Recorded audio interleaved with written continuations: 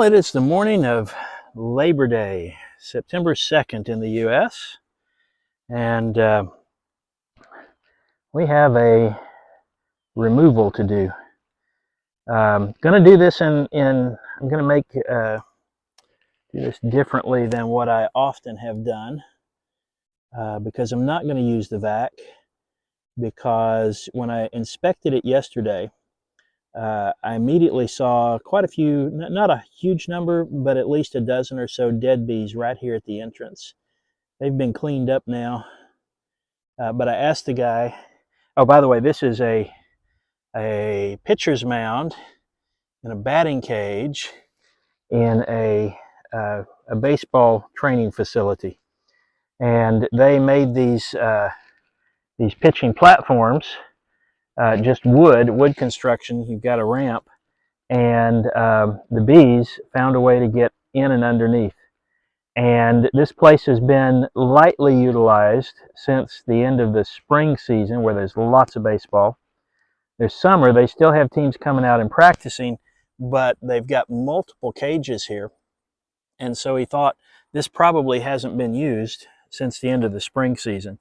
One of the guys lifted this up just enough to snap a quick picture, and it looked like this is a reasonably sized, colony with probably several months growth. The problem is that because it was sprayed, the only tool I'm willing to compromise is my Hive tool, because it can be washed off fairly easily. I'm not going to use a vacuum. I'm not going to put them in one of my production hives. I have made a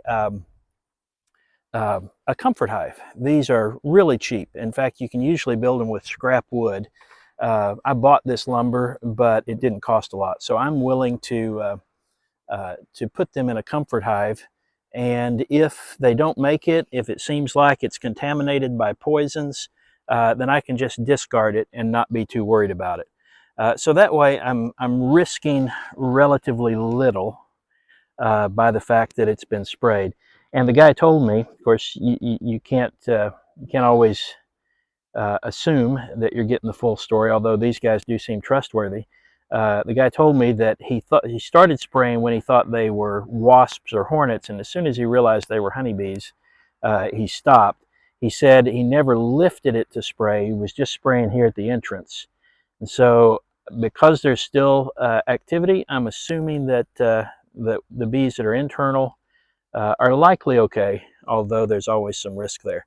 So, lesson for those who are watching out of curiosity: if you ever are inclined to spray a stinging insect, and if you are one who would not want to spray or eradicate a colony of bees, please be sure of your identification before you do any spray on any sort of a flying insect.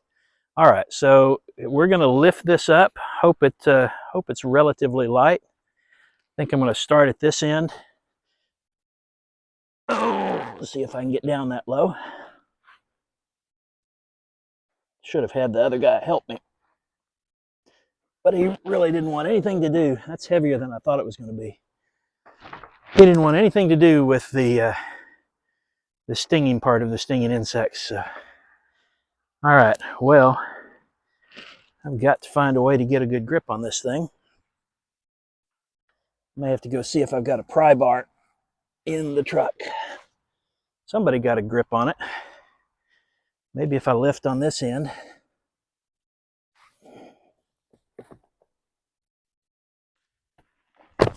Oh! That's not what I wanted to do.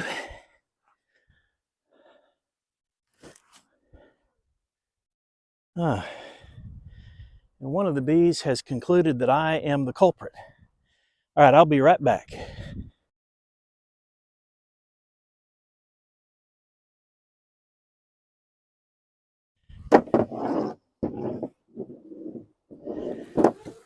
Okay, I'm going to try. All right, here's the other complicating factor. I don't know. I shouldn't make assumptions about their temperament. when I've given them cause to be upset with me.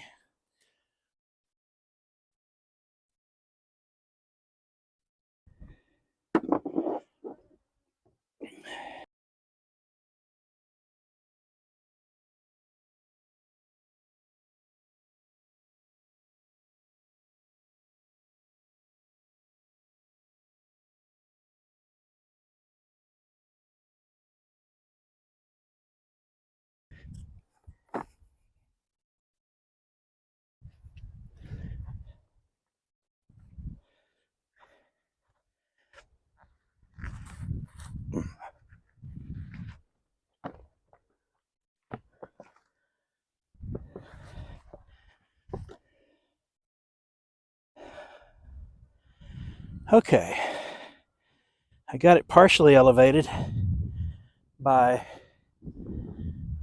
I lifted from my knees and then was able to wedge a chair up there. So now, from a standing position, I can probably get it the rest of the way. Oh, that's heavy.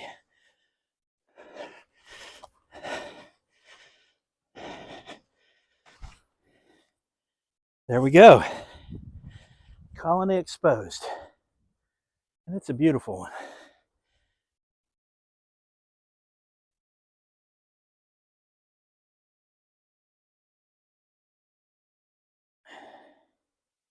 And while we do have a few guard bees to deal with, they're not coming out in the numbers that would make me think that they're Africanized. So I'm now going to move my table closer to them.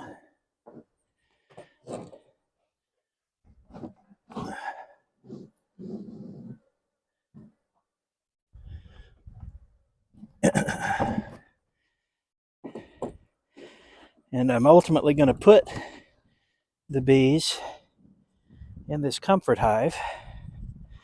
Hopefully you can see both the colony and my workspace. I'm going to show you guys a little bit of how you can secure comb to a dowel in a comfort hive. And I've got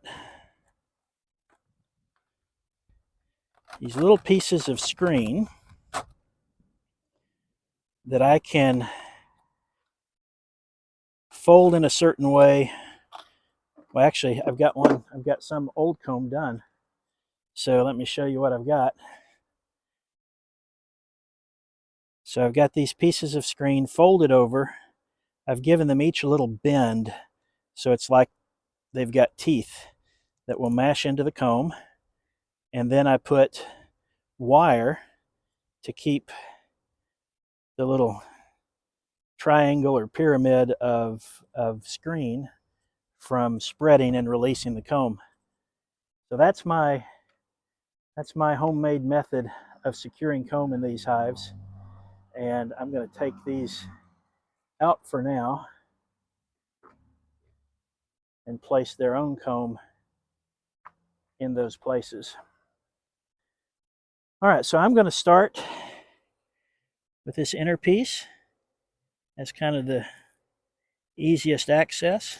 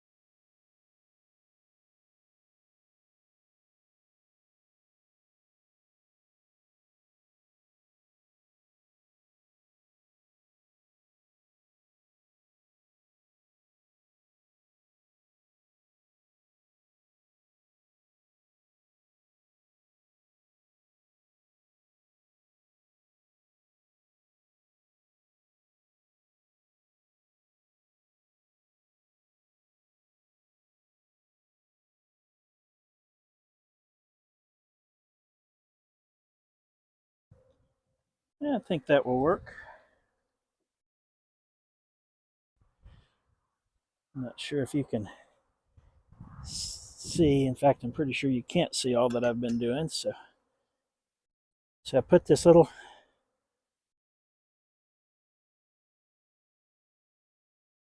folder of hardware cloth there,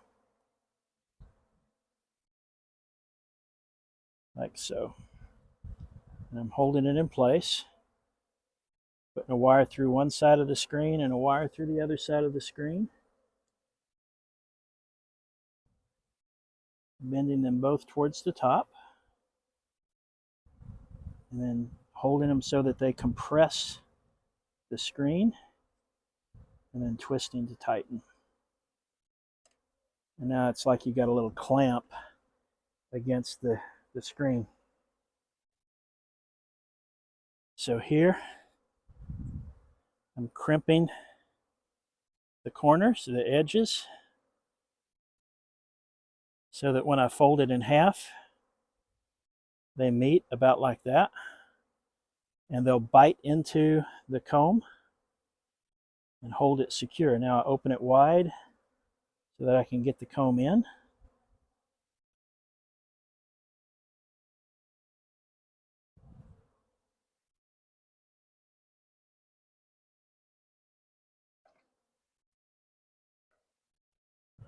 And then I run a wire through.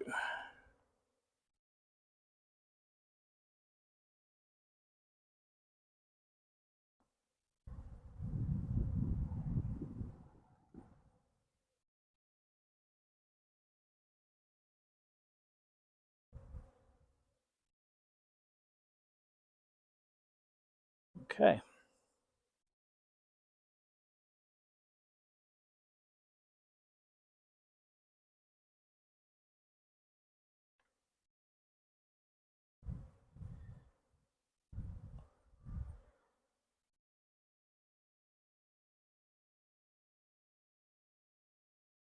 And now they're busy robbing out these pieces of scrap comb that I've got.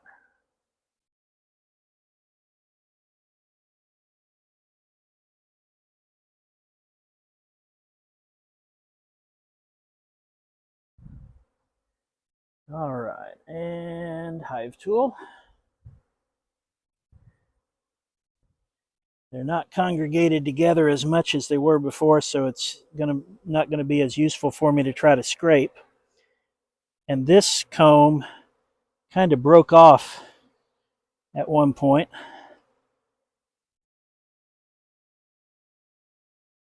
But it has some good brood. So I'll bring it over here. And then I'll take a look at what's left down here.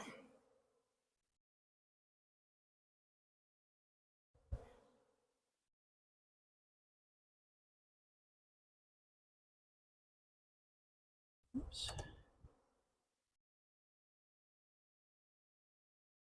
That's what we're dealing with now. Set you back here where you can see the whole field. This next one looks like it's breaking off, and I don't see a lot of brood on it. So I'm going to clean up the part that broke off from the last one. And the reason it broke where it did is because if they like to put honey at the top of a frame and then start with the brood. But when they are putting brood in place, that has the tendency to strengthen the comb. And where they put honey, that comb can stay a little weak. So what's been happening the last couple of frames is it breaks off, right? Yeah, just like this one is doing. It's breaking off at the boundary between just honey and a place where the darker places you can tell brood, at least one cycle of brood has been laid. Okay.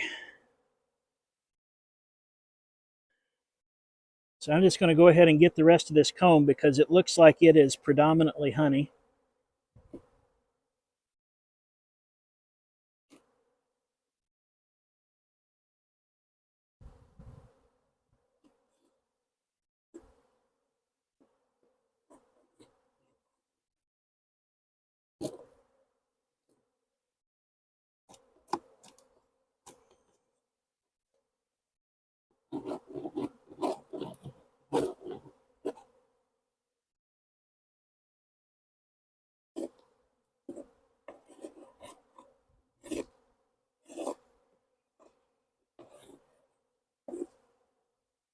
Okay, and now my cup blew away. Let me retrieve it from over here. Oh, the old back is not going to be happy with me today.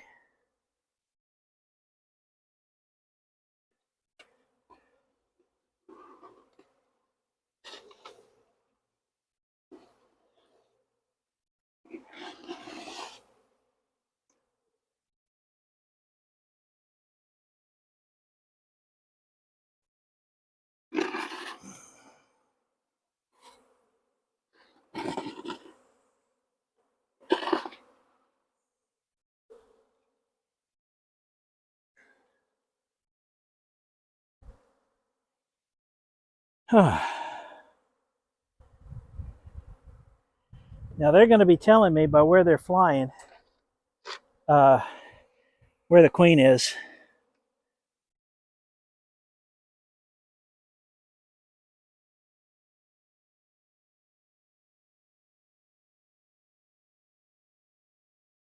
It sure would be nice if she was either already in the box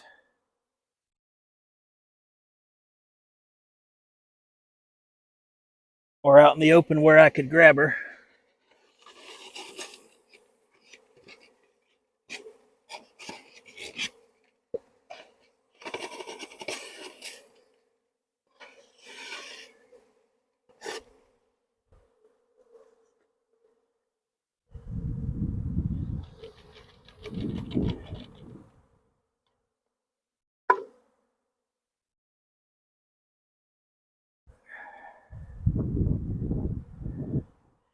Oh, that breeze is so nice.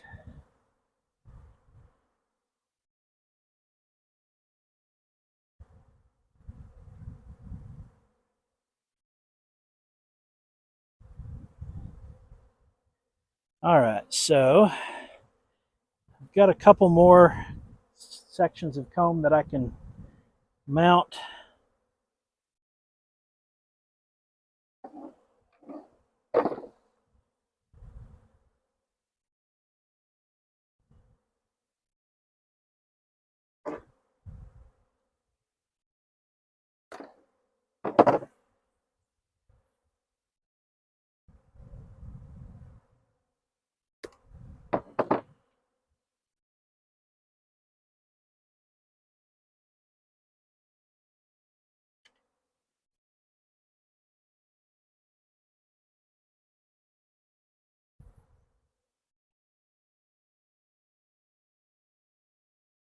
Now, because I'm taking away much of their honey because we simply don't trust it with the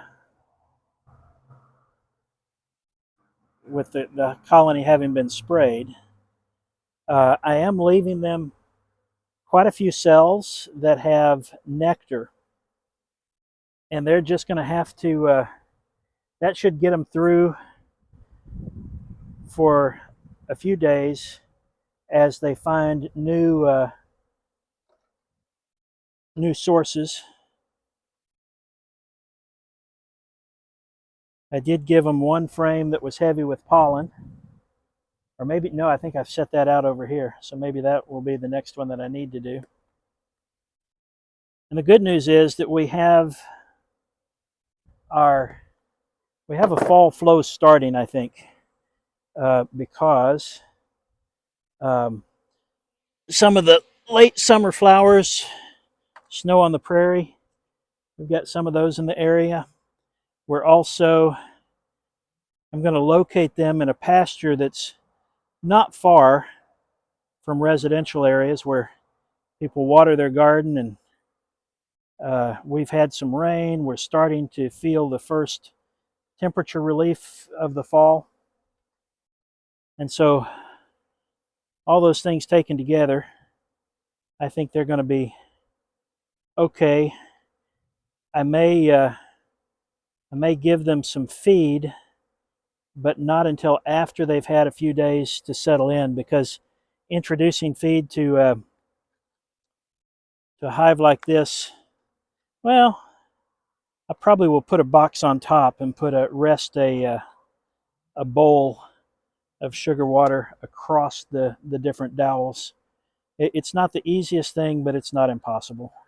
I was thinking that I would have to go all the way to the bottom and set a bowl down there, which I could do. I could lift all this up, put a bowl with feed where they were sitting, and then stack the rest of the hive on top of that box. But that can be a little difficult. All right. So we're giving them this one for the sake of more open brood, lots of nectar, and some pollen.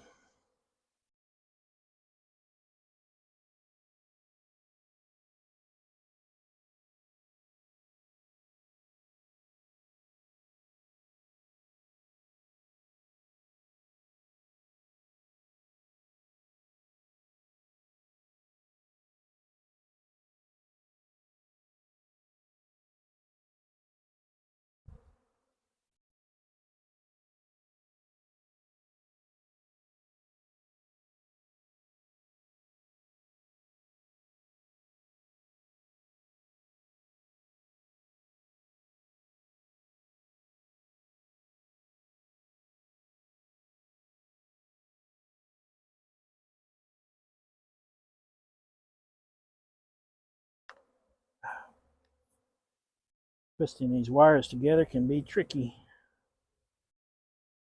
Should have brought a pliers.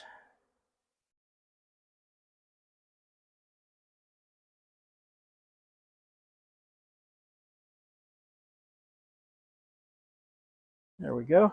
Got one side secured. Now this one, get this other side secured, I'm going to have to mash some comb in between against the dowel.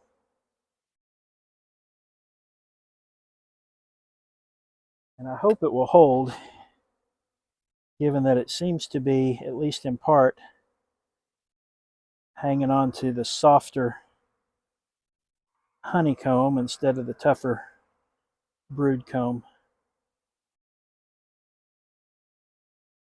We will try it.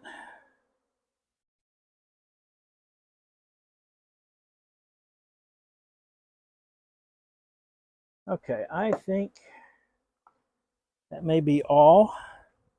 I'm going to drop in one of these with some old comb, completely empty. It'll give the queen an immediate place to lay.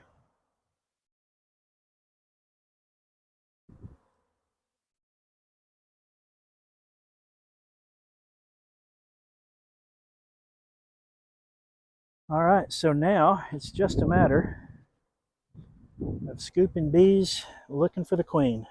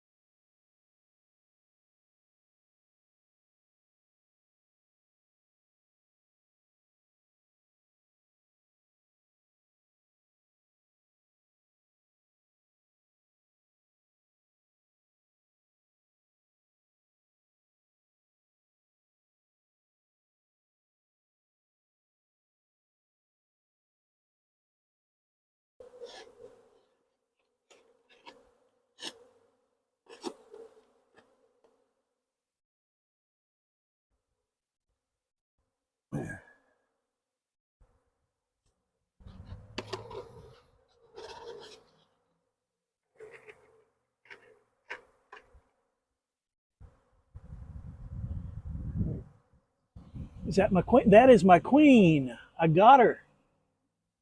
All right.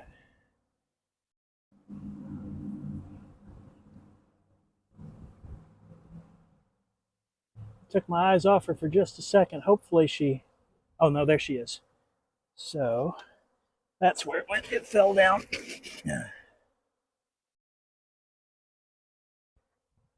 There she is.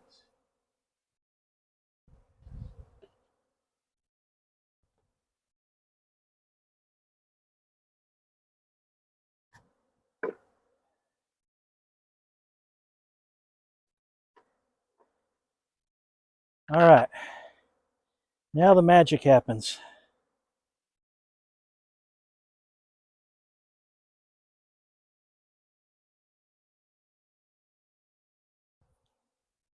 If I can have the dexterity to make it happen.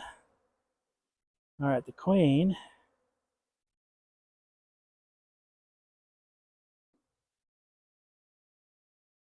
Is definitely in the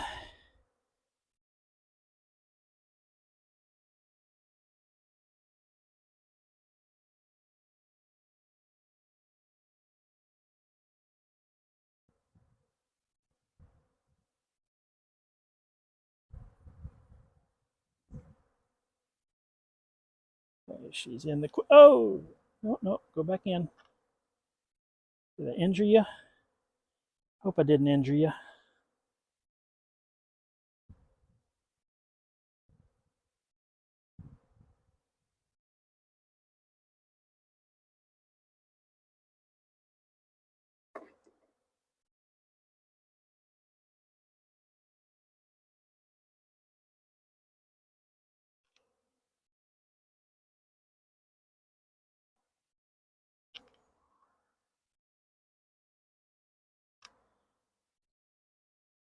Okay, she's got some attendants in there.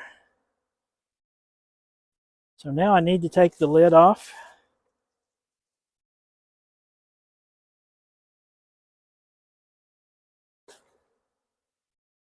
I have to make some room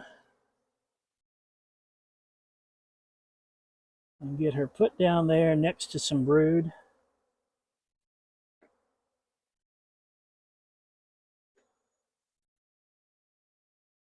And the queen pheromones should do the rest.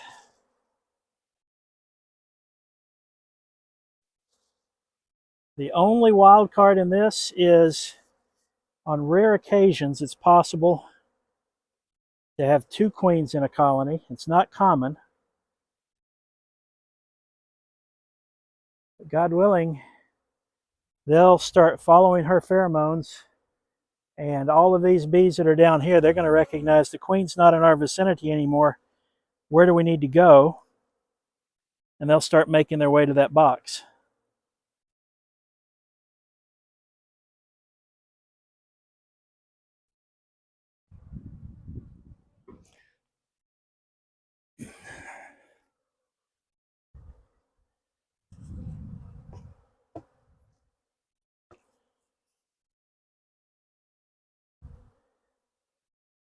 So now let's watch, because usually to see them figure that out and start to make their flight only takes 10 or 15 minutes.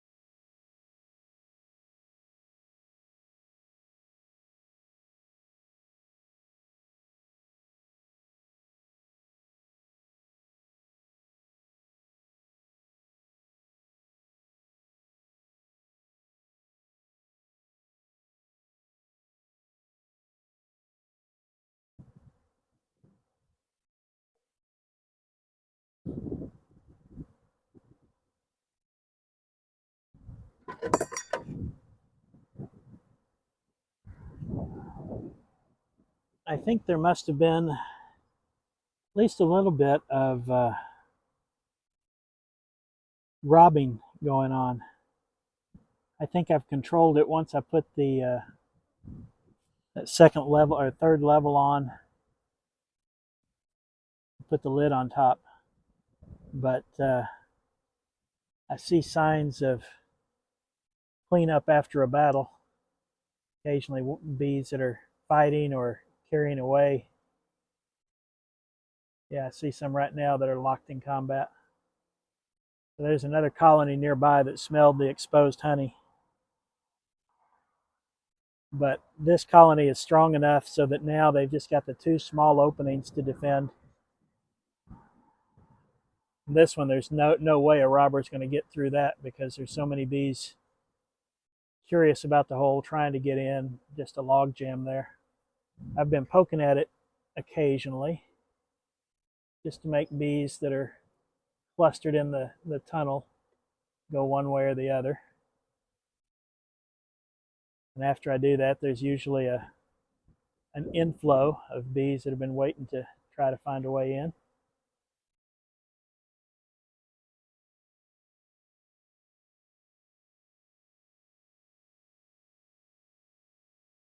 Let me go take a peek at the other side.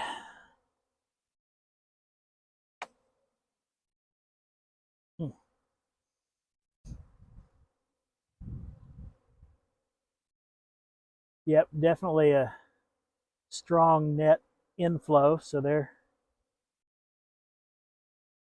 recognizing that's home, probably smelling the queen's pheromones coming out of that hole by now.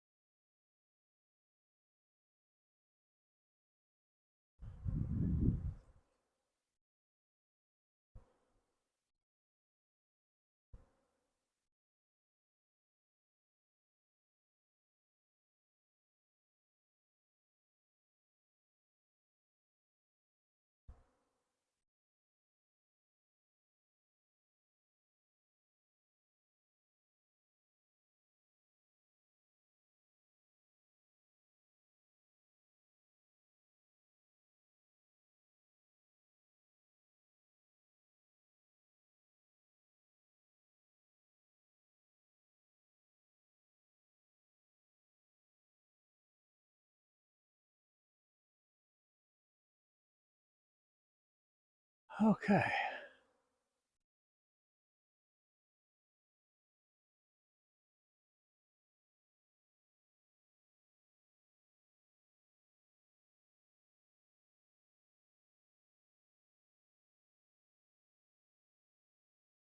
So they're definitely not building up on the pitching wedge the way they were at first. At first, I'd take scoops of bees, dump them out near the hive, and then the next time I'd see lots of them back down on the boards. And now you can see there's many more of them clustered here.